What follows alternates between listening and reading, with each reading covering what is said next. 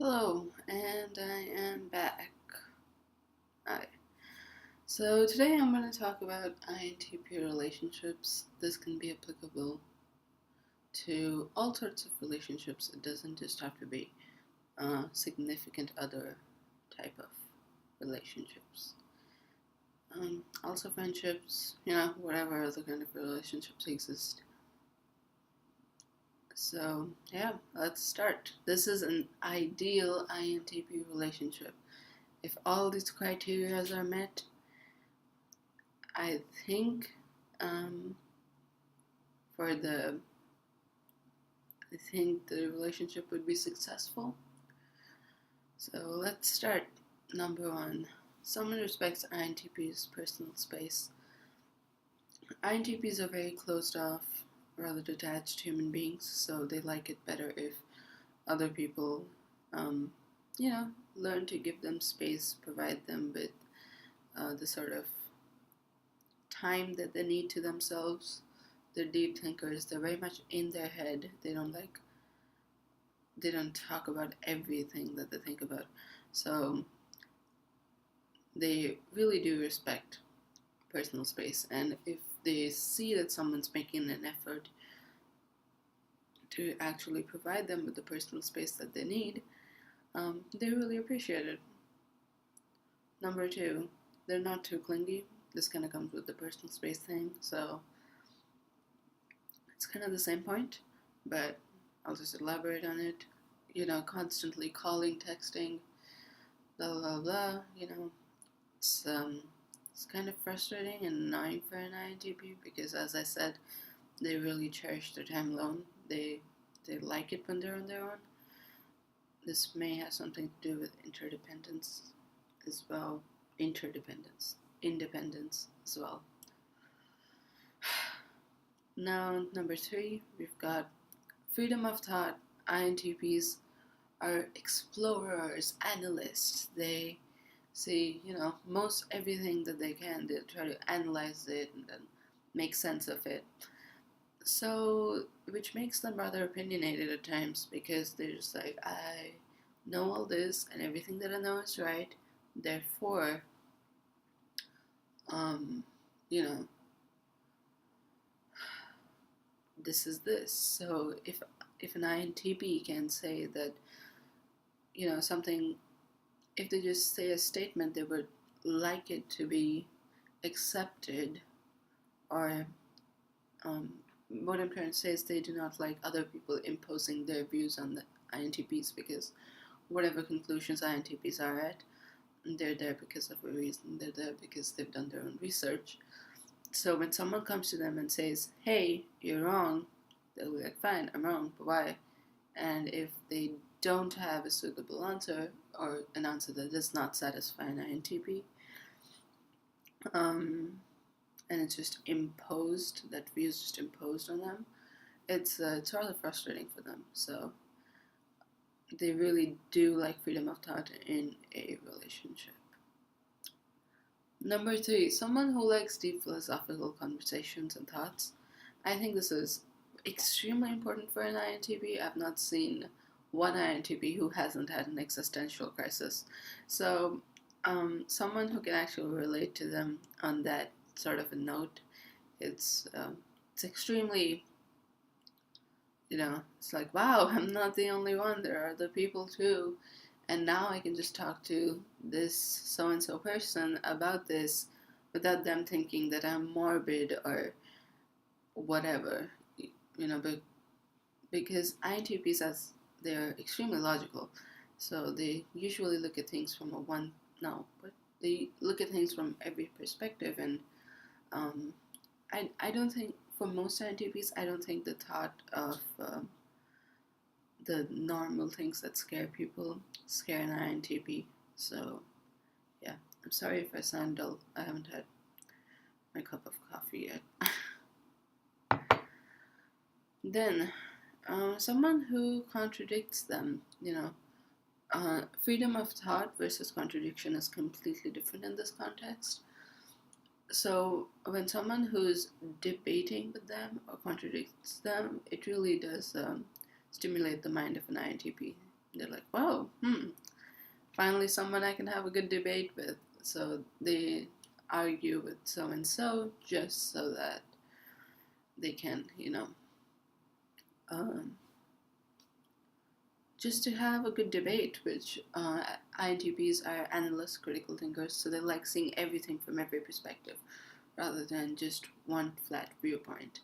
So that's why INTPs like it when people debate with them.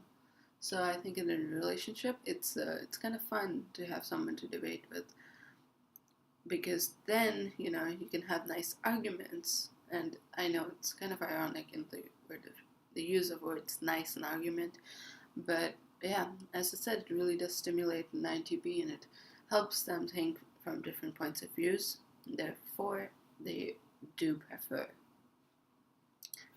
all that. Therefore, they do prefer people who debate with them over people who don't. Or else, when it's people who you don't debate with, it gets kind of boring, I'm just saying something, they agree with me. It's like, well, okay, okay, whatever. It's just very neutral. But when someone debates with you, it's like, yeah, I like that. Then respects opinions of others. As I said, this kind of goes with the freedom of thought. Most INTPs are very opinionated, and if someone does not agree with you but respects what you think, an INTP is fine with that. An INTP doesn't give a rat's ass about what the other person's thinking about. They could think whatever they want to. I mean, unless it's something extremely stupid. But an INTP wouldn't probably care, because that they're self-indulgent and narcissistic. But apart from that, yeah. So INTPs really do like it when other people respect their opinions. So, if I don't believe in God and someone believes in God, as long as you say it's fine that I don't believe in God, it's okay. Again, a good debate is nice, but the respecting of someone's opinion should be there. And the last one, I think I said 5. So the last one is when people are overly sensitive.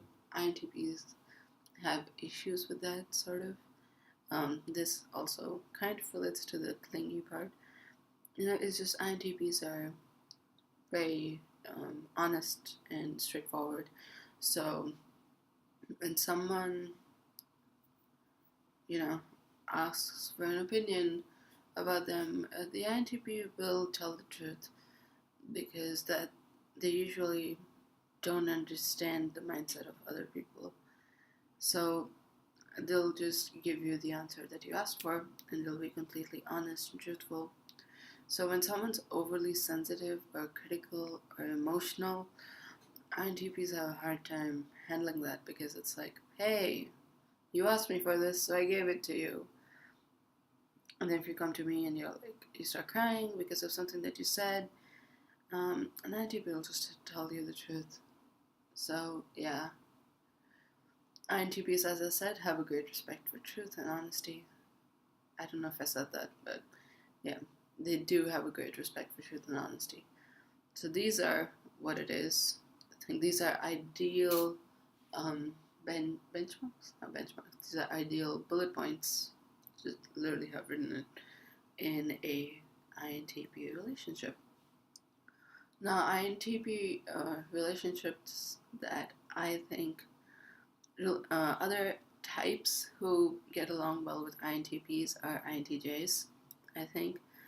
INFPs, but I don't know about a relationship with them, because they really tend to get very emotional. But ISFPs are not overly, no, ISFJs are not overly emotional.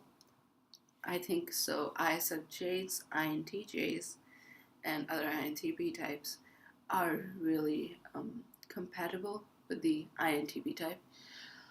That being said, it's not that it's not that other types are not compatible with the INTP at all.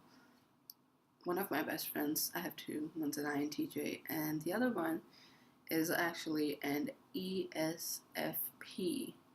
So that's what I'm saying. It's not that you're not compatible, but it's easier for an INTP to relate with the types that I said, which are INTJs and ISFPs, rather than, more, extroverted and super outgoing kind. Not that that's a problem, because, that's the thing about the opposites attract. Let's not get into that. I've always questioned it. Anyway, so, yeah, I think that's the video for today. INTP relationships, and hopefully I feel less dead after I'm done with my first cup of coffee. It's also winter break. Woo! Yay!